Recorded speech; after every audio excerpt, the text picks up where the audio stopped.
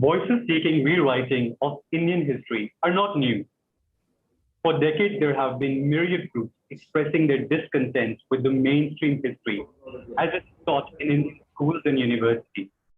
Some of the most repeated criticisms include underappreciation of ancient Indian achievements, exploitative portrayal of caste, undue importance to Mughals and neglect of those who resisted them, Delhi-centric narrative and oversight of histories of Kashmir, Northeast, and South India, romanticization of pre-colonial inter-communal relations, airbrushing of British atrocities, and disproportionate importance to Gandhi and Congress leaders in the freedom struggle at the expense of revolutionaries such as Bose and Savarkar. In the last few years, these voices have become increasingly louder, and with the rise of social media and ideological state support. A strong impetus came 2 years ago when India's Home Minister, Amit Shah, called upon historians to rewrite history. Yet for many professional historians, such demands are puzzling, as they seem to suggest that Indian history was some sort of static gospel. They point out that history writing is a continuous process. New research and re-examination of available evidence are always underway. This, however, has failed to assuage the critics who allege a systemic bias in academia, resulting in what they view as distorted history. I'm honored to host a panel of some of India's most eminent historians whose well-informed views and varied perspectives can help us in understanding this subject with the nuance it deserves. Welcome to Argumentative Indians. We have with us Dr. Najaf Haider, Professor of Medieval and Early Modern History at Center of Historical Studies, JNU. We have Dr. Vikram Sampath, historian and renowned author.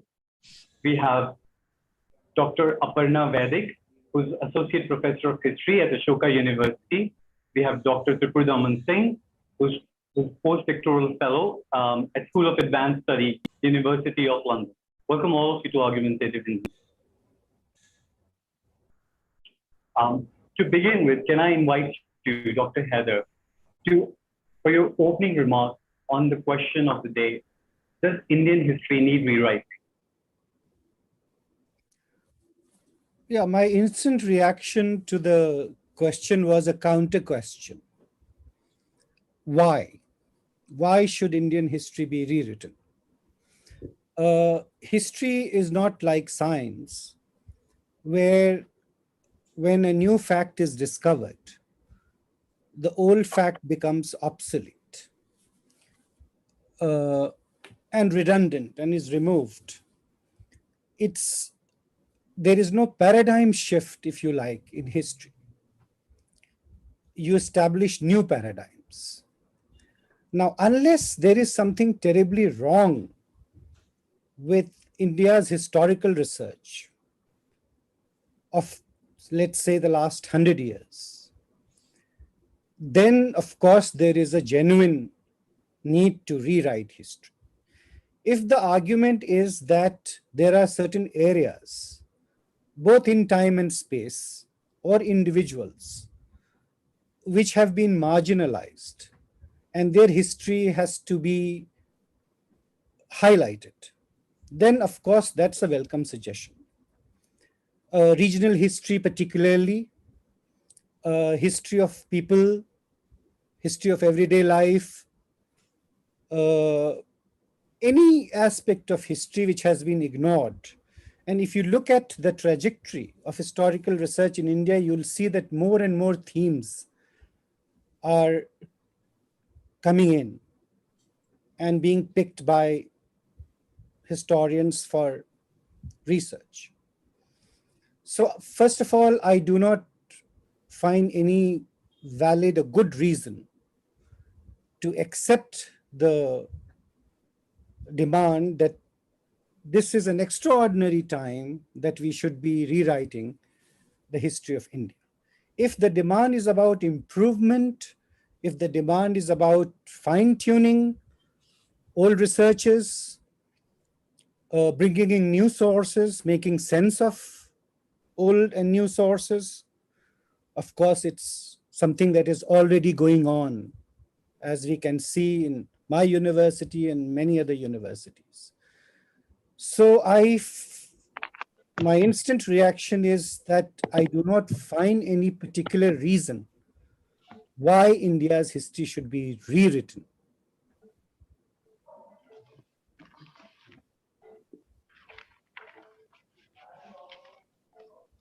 Thank you, sir.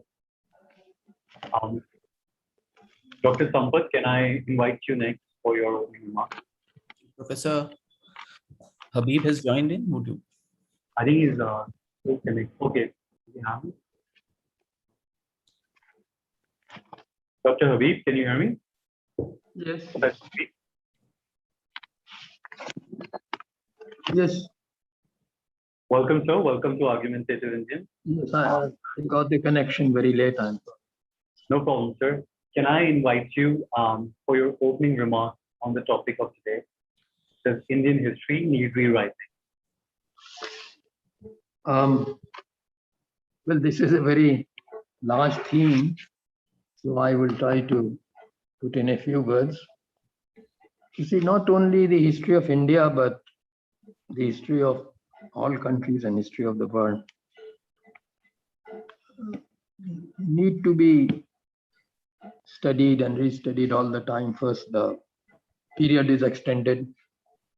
Every year, 1 year is added to the field of history. Secondly, there have been vast improvements in method. Methods are becoming more critical and extensive. You have criticisms of oral records and documents. You have linguistic criticism. You have, again, the science of linguistics adding to our knowledge of earlier periods of people and cultures. Then there is extending knowledge given by archaeology and sciences like numismatics and the general science of antiquities. Then added to this, you have the evidence of genetics. So clearly the method is always improving. You are getting knowledge of certain kinds which our previous generations couldn't. And then, of course, the content of history previously was either dynastic or regional or religious history or biography. Then, of course, cultural and intellectual history began to be added to it in medieval times, largely through biographies. Then from the 19th century, you had emphasis on economic history, and thereafter qualitative history, history of technology, ecological history, and women's history. So all these fields require further evidence, and obviously the field of history is advancing all the time. There are of course corrections in our previous knowledge, which are also being made the time. But I don't think there is a case for just rewriting history, washing off whatever we have learned of history now and replacing it with what we would like the history to be. I don't think there's any case for that.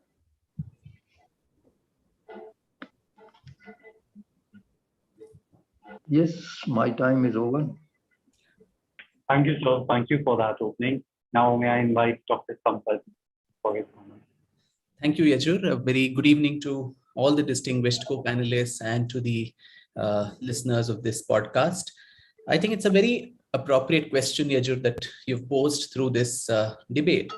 While, that's, I think the ephemeral nature of the discipline is such that it requires a constant relook. Otherwise, there would be nothing for all of us in the discipline to actually work on if everything that has to be said has already been said and everything that is to be known is already known. I think it was John Noble Wilford, the American historian, who had said that all works of history are basically interim reports. What people did in the past is not stored in amber or immutable through the ages. And he said, every generation looks back and drawing from its own experience tries to illuminate the present and the future. The key word there was drawing from its own experience. So I think that makes the discipline also very dynamic. It also makes it so much more challenging. And of course, a discipline like history is also an ideological live battlefield, so to say, because as George Orwell had said, he who controls the past controls the future, and probably the present too. And unfortunately, also when politics and politicians intrude this space, then it vitiates the atmosphere further. But I think, you touched upon some of the problems broadly of Indian historiography, which in my view takes a very monochromatic view as of today, where large parts of the country remain underrepresented in popular history. I mean, I'm sure there are historical accounts of all of this, but if you even refer to, say, the school textbooks, which is what probably a young person in India, that's their only exposure to history once they ditch the subject, once they go on to higher education, in which the northeast of India probably doesn't feature. Large parts of southern India don't find a place. The achievements of the past, in a way, which there's a thin line between jingoism and between feeling genuine pride for what we have done, our traditional knowledge systems. So how much of that actually is a part of it? How many of us know about, say, the Wadiyars of Mysore or the Ahom dynasty of Assam, young people who ruled for 600, 700 years? Whereas even, as you rightly said, it's very, very Delhi-centric, where seemingly insignificant dynasties like Tughlaqs or Khiljis or Lodhis, who probably did not do so much to the larger narrative of Indian history, get disproportionate space. The Vijayanagar Empire probably gets 1 page or 2 pages. So that balancing, that regional balance, which Heather Sahab mentioned, I think that is also important. But at the same time, constantly there are new discoveries.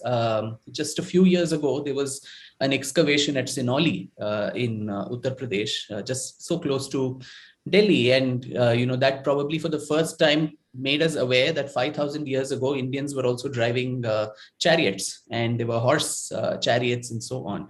So, and now, even as we speak, a couple of years ago, we had the Rakhigarhi excavations, which was a combination of DNA studies as well as archaeological, studies, which puts the entire mythical construct of the Aryan invasion theory and so on, which was a colonial construct, on its head, because what the excavations at Rakhigarhi show based on genetics is something very different, that the whole of South Asia has a common ancestry to Harappan lineage. And there's probably no invasion, there's probably a migration. So all these discoveries that keep coming up, those need to get featured in the popular historiography. Also, I think that the world over, this rewriting is done not when it is done, of course, with political agendas or with that jingoistic edge, it is a problem. But then decoloniality, where decolonial studies, where our history has been handed over to us by our colonial masters, who taught us a certain way in which we need to think about our past and how we need to feel about ourselves as a country, as a heritage, as a civilization. So decolonial studies across the world are looking at indigenous expressions based on again, facts and documents and so on. And there again, the common narrative, at least when I again go back to the textbooks, is a young person who reads our history textbook, perhaps in a school setup, is seeing us as a litany of defeats that we faced, that we were a land of losers, right from, say, the Battle of Tarain to invasion of Sindh to God knows till the 1857 and wherever else. We've been losing one war after the other. But if we are around as a civilization, and as Iqbal had said, "Kuch to hai ki hasti mitti nahi hamari." So what is that kuch? What is that tangibility other than the civilizational strength? There was also resistance. There were tales, genuine tales of valor, of courage, of resistance, which in my view don't get proportionate representation in popular history. So all of this makes the necessity, or underscores the necessity, to constantly revising history in the wake of new discoveries. Of course, as I circumscribed, outside the realm of politics and strictly within the realm of academic and scholastic discoveries. Thanks, Vikram. We'll move on to Tripur Daman. Thank you, Yajur, for inviting me, and it's been really great to listen to the remarks of Professor Habib, someone I've held in great intellectual esteem for a very large part of my life. To start out, I don't think anybody would disagree that history is constantly being revised and rewritten.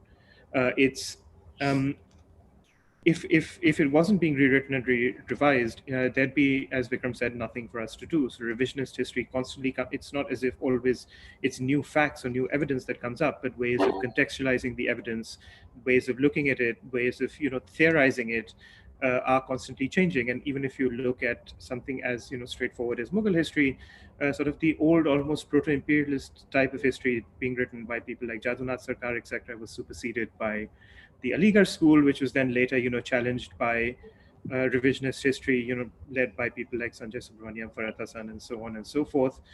So this sort of revisionism is constantly happening, and I don't think anybody would make the case that that should not happen. You see this in the case of partition. It's I guess sparks fly when particularly contentious or particularly sort of issues that are political flashpoints that come into the equation, and you have that again with partition, and you've started to have that a lot with how India's Mughal period is imagined or looked at. Now, the way we recall and revisit the past in many ways, I guess, constrains and determines the future as well, as a lot of people have written about. So that's what makes history writing inherently, I guess, political and also prone to this debate. Secondly, I think we should draw a distinction between history as a sort of scholarly discipline and history in the popular imagination, as represented by popular history in basic textbooks, etc. It's not possible for these sort of textbooks to really cover everything. All they give you is a very, very basic understanding of the subject. It's something that I've never understood, why there is so much, I guess, debate over textbooks. People constantly saying, this is not taught and that is not taught. Textbooks are never really meant to teach you everything. They're meant to give you a very, very basic grounding in the subject. And for anything else, there's actually a lot of robust debate happening. And as long as that debate is robust, comes from good faith, and is led by essentially led by scholarship, I don't think anybody should have a problem with history being rewritten or revised. That's what we do for a living, really. I think that I'll cut it there. Thank you, Tripur. And now I'd like to invite Dr. Badic. Hi. Before I start, I want to declare that I'm having a fan moment. As an undergraduate in Stephens, I went over across to Hindu College one day to listen to Professor Habib. So being on this panel and talking with him today is like, I know I should be less abashed about it, but yes, I'm having my fan moment. So having said that, thank you for inviting me. I want to begin by saying that, the title of the conversation today is Indian history, should it be rewritten? Now, I would like to pluralize the idea of history here, because there is a presumption in the question that Indian history is one thing, or it's going to be, and that's what is, and that's where the conversation goes into the black hole of textbooks, because it's presenting a particular kind of a narrative, or it's giving certain information about certain parts of history, and that becomes the sum total of Indian history. No, that's not what it is. What we have is Indian histories. And we've always had histories, and not just Indian history. It has been written in several different ways. It's been consumed in several different ways within academia and outside academia. And academics have depended on local historians, local bards, local narrators, local collectors, archivists to write their histories. So it actually leads to a lot of false allegations and false claims. If we imagine history as simply in singular. So history has to be imagined in And because the past is polyphonic, the past has several subjects, it has several historical actors. It's a historian who may write with a singular perspective. Yeah, so that is something to be kept in mind while we're talking about history. And as Najib Saab said, history is not a static epistemic framework at all.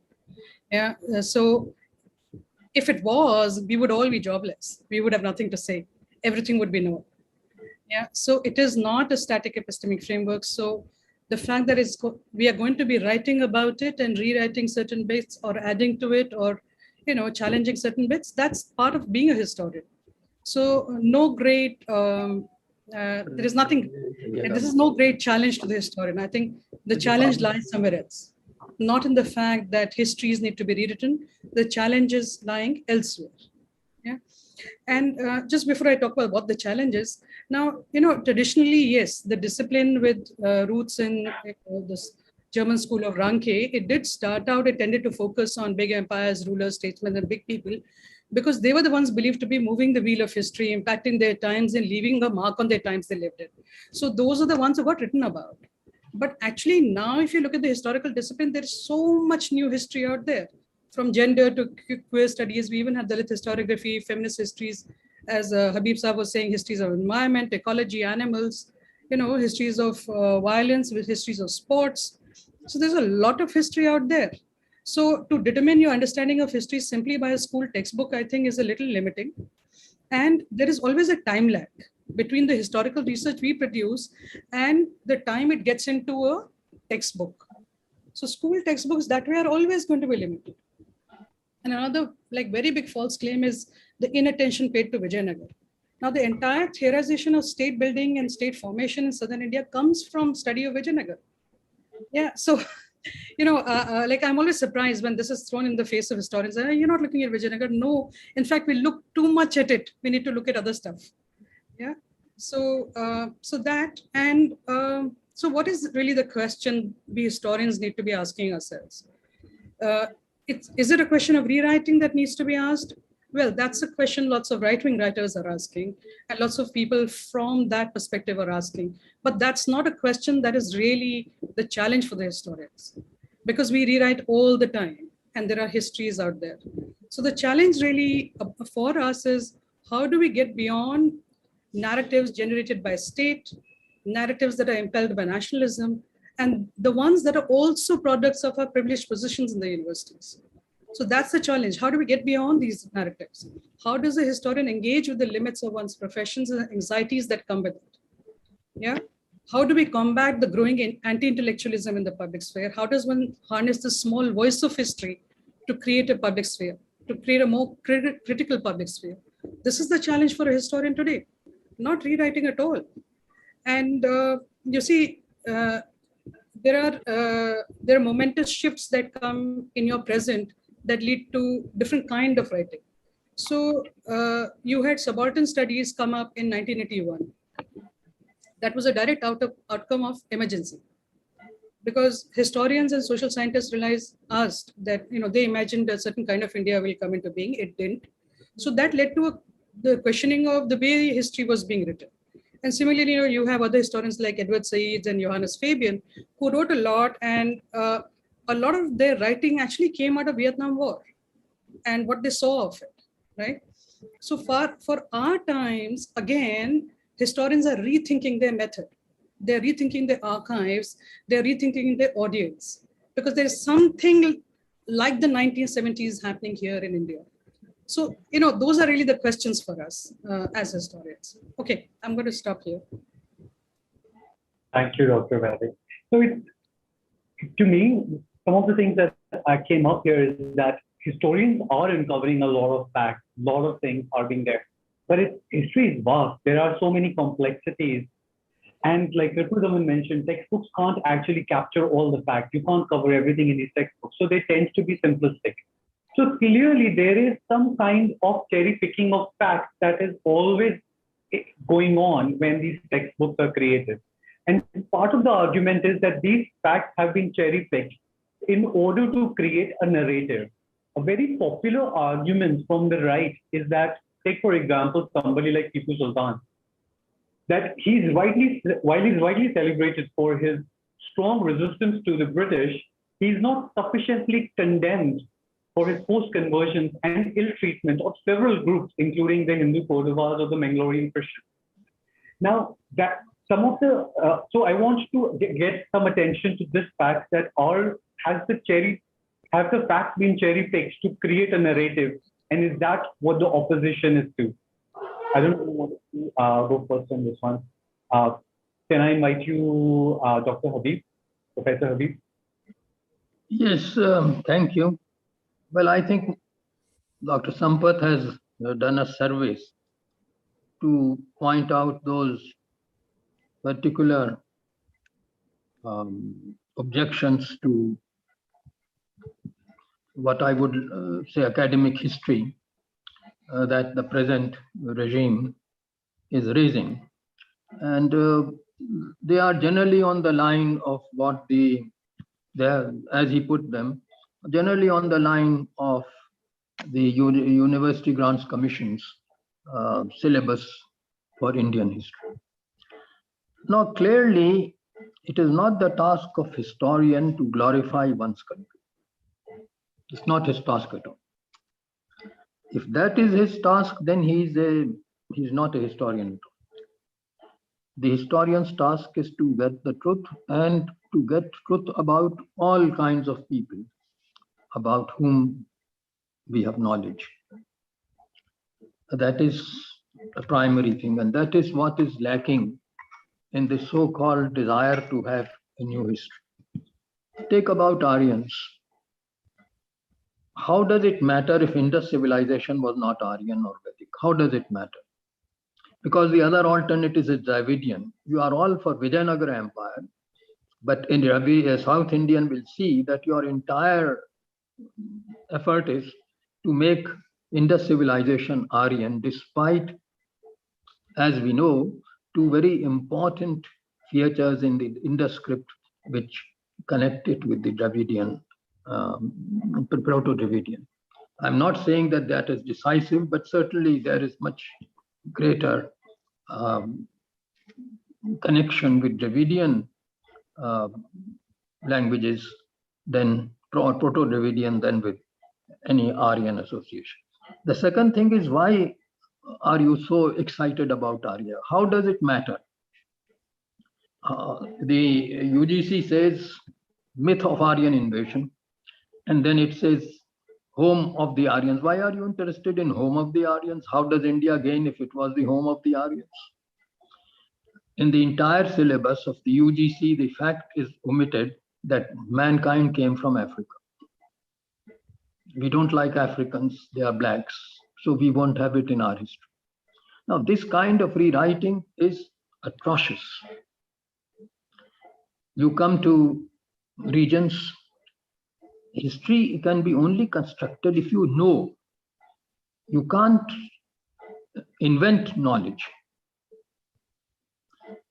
Unfortunately for ancient India, before Rajatarangini and perhaps Harshacharita, there is no historical document. How can you reconstruct history in the same manner that you reconstruct it for medieval India, which is covered by histories and historical documents? How can you create history from the home kingdom if there is no contemporary document, chronicle of the home kingdom? All are later. So these are problems for historians. Vijayanagara Empire. It is seldom known that Vijayanagara empires called themselves sultans over Hindu Rais. Well, why did they call themselves sultans? There was some reason for that. So clearly, just to run down sultanates and saying Khaljis and Tughlaq should not get any attention is ridiculous. They controlled the larger part of India, which Vijayanagara Empire didn't control. The economic history of 14th century can't be written without the chronicles about Khilji and Tughlaq dynasties. So clearly, this kind of position is unacceptable to any professional, should be unacceptable to any professional and academic historian. then there is the other thing. What about the Indians who otherwise did not matter? Dalits, Shudras, peasants, don't have, in your rewriting, they never figure. What happens to them? You have historical records about them. You have records about how they were badly treated throughout our history. And therefore, in your rewriting, that will be not covered because that insults India. Well, historians should not be concerned with what insults us or not insults us. We should go to facts. If there was slavery and anti-slavery in the Sultanate, we should go to facts. Nobody is saying that you don't cover slave trade in the Sultanate period. But you should also cover the abolition of slave trade in the Mughal Empire under Akbar. So by merely expelling Akbar from your rewriting history, as UGC says, as if Akbar did not exist in Indian history, and his religious policy should not be taught because, you know, that tolerance we don't like religious tolerance, so why should Akbar be praised? So this kind of thing, which rewriting of history demands, is actually the writing of fiction. It's not rewriting of history.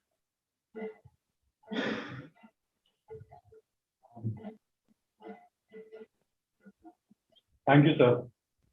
You've raised several important points. First of all, about the scarcity of sources and data when it comes to ancient Indian history. But also, I wanted to focus on some of the things which have come up quite a lot in the recently in the mainstream, in the social media circles. So you pointed out about the Aryan aspect, why the Aryans have to be from North India, why does it all have to be ingrown, indigenous? I think there was a famous quote from Professor Romila Thapar, and then when she said that the question of who first stood on the soil was important to nationalists, because if Hindus are to have primacy as citizens in Hindu Rashtra, their foundational religion cannot be an imported one. So, and then you also brought up the example of Akbar. So there is a lot of questions around why don't we give enough emphasis to people who resisted the Mughals? Why is the history so centered around the Mughals? But when these questions are raised, the only examples that are given are usually of the Rajput kings or the Sikh kings who resisted the Mughals. We never really hear any demand for covering Malik Ambar, somebody who actually quite successfully resisted the Mughals. So I want to get attention to this aspect. Are the people who are asking for revisions, are they trying to correct the distortions, or they want to introduce new kind of distortions? Actually, Malik Ambar doesn't enter into the UGC scheme at all. It is also Rani Durgavati, it is Rana Pratap, and lest they be misunderstood, Chand Bibi. So clearly, it is not correct that these things are not emphasized. The point is, we don't know much about it. You know, you can't invent history. You know from Mughal historians, from no other historians, but Mughal historians, how Rani Durgavati died and how her cause was ill-treated. If the Mughals had not written about it, Mughal historians, you wouldn't have known about it. So clearly that you write, but how can you write further when you have no information? The same about Rana Pratap. All things are being invented now. So many things are being invented. Inventions don't constitute history. You have a very Veer Vinod by Shyamal Das, written in 19th century, early 20th century. Massive history of Mewar based on documents, but you don't rely on that because that kind of history doesn't serve your purposes. Haldighat battle is there described as the Mughal historians describe it, although he was using Mewar sources. But Shyamal Das was a historian. He wrote what he found in Mewar records. So the thing is that if you don't know anything about it, how can you invent things? When you don't know about many things about Rana Pratap, how can you invent them? How can you invent more about Rana Durgavati? What more can you say beyond what the Mughal historians tell you? So UGC has put her there. They will, apart from these two sentences, they will add perhaps more inventions, but that is not history. So one should be also conscious that our knowledge is limited.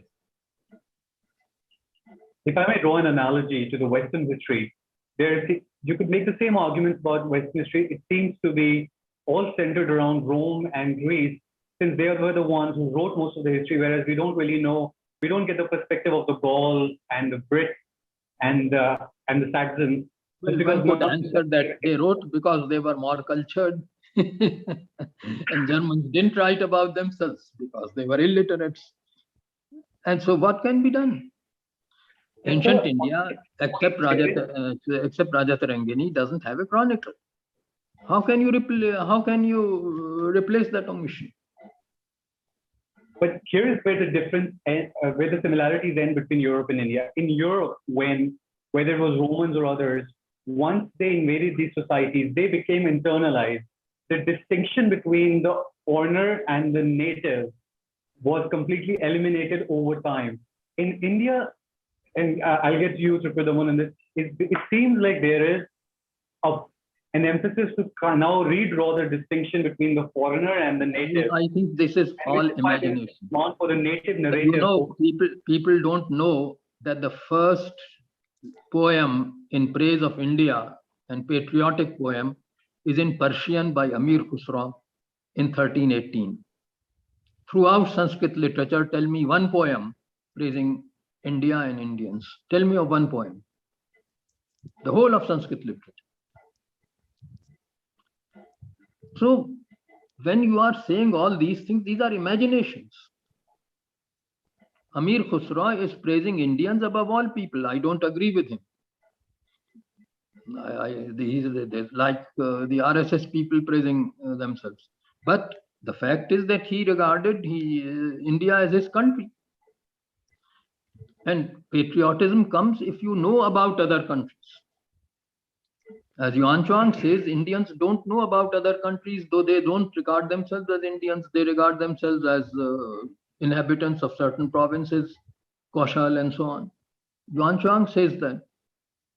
Unlike China, which had one concept of a country, we didn't have at that time.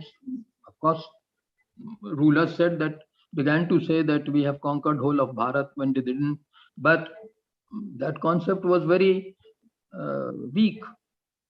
The whole concept of Hind and India and Hindustan comes with medieval times in Persian literature because those people knew about other countries. And they could say that our country is better than Iran or Turkestan and so on. But if you don't, let me get Tripudaman. Patriotism. Tripudaman, you've written a lot about the conflict between Rajputs and Mughals. What is your view? Do you think it's the scarcity of sources on the Rajput side? Is it simply because of that we tend to study more about the Mughal system? There is no scarcity. In Bikaner, there are immense records of Mughal period, both in Persian and Rajasthani. There's no scarcity at all. The scarcity is for the rewriting of history. Most Rajput officers and chiefs, including those of Mewar, became high mansabdars of the Mughal Empire. They got Jagirs outside. They fought for Mughals outside.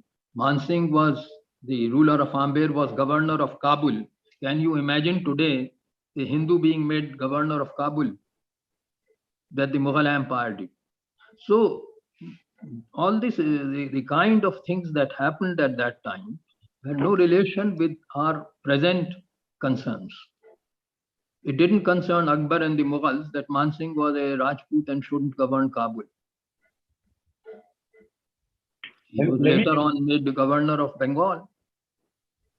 Let me get Vikram on this one. Vikram, the history is... Tripudaman is waiting to talk about Mughals and the Rajputs. I think you should give him a chance. He's been prevented. Go ahead.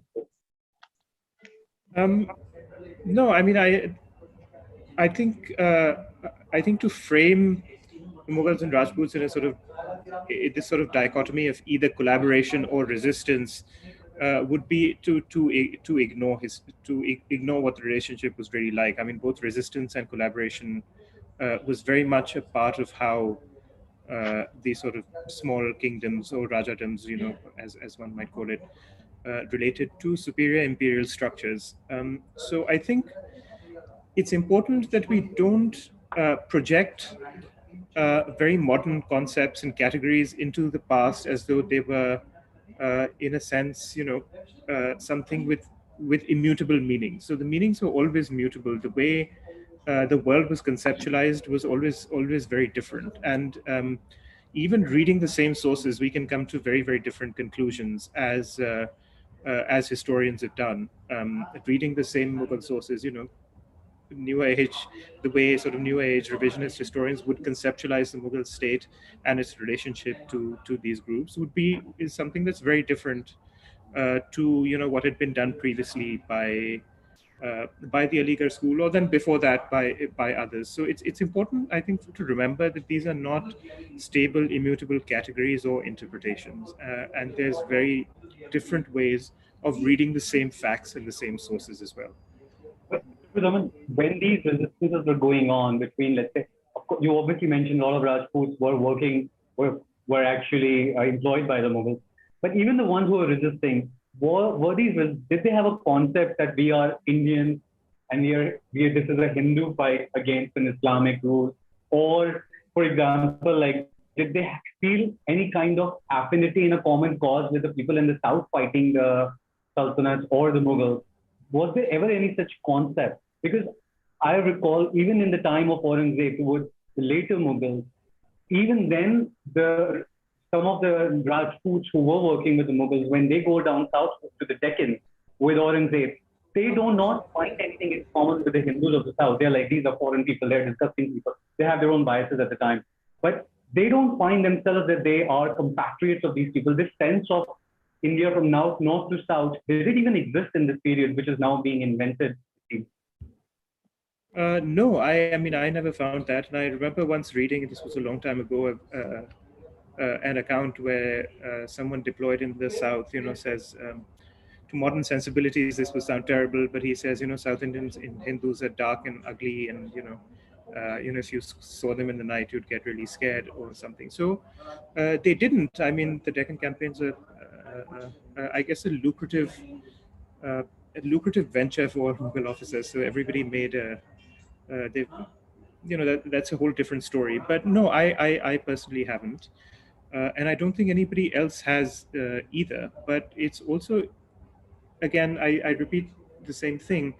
To kind of project these identities and categories onto the past is also to set yourself up to interpret it very differently to how the people who were there at the time were interpreting it. And I think that's something that we have to remember whenever we interpret the past, is that it is possible, using the same sources and the same facts, quote unquote, to interpret things very, very differently. That. Let me get Vikram on a topic he can tell us more clearly about. Savarkar. Savarkar often comes up in these arguments about why history should be rewritten. He was brought up by Amit Shah himself in his speech. So Savarkar argument is that Savarkar has received a short shrift by academia. Do you think there was an agenda behind it? Well, Yajura, it's not just one person, and that would make it very individual centric. But then, as you also pointed out in your introductory remarks, I think the story of the Indian freedom struggle too, the way it's been dimmed down generations of our minds, is a very, very linear, simplistic, monochromatic kind of a version, where the mainstay has been portrayed as the non-violent movement. I'm not disparaging that one bit. I think the contribution of that movement to create mass awareness and this sense of nationalism, I think nobody can doubt that. But that doesn't mean you cannot extol one stream of thought. And there was a reason, obviously, because the political legacy of the non-violence movement came after independence to people who were part of that movement.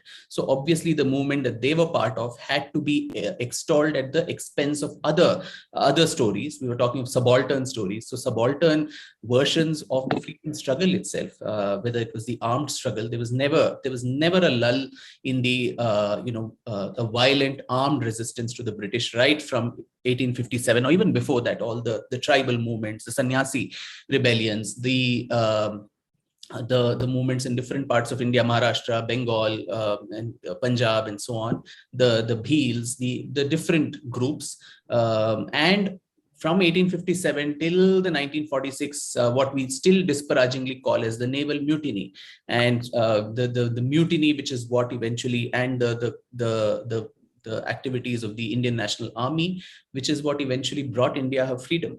Now, these aspects seldom are discussed in the way they need to be.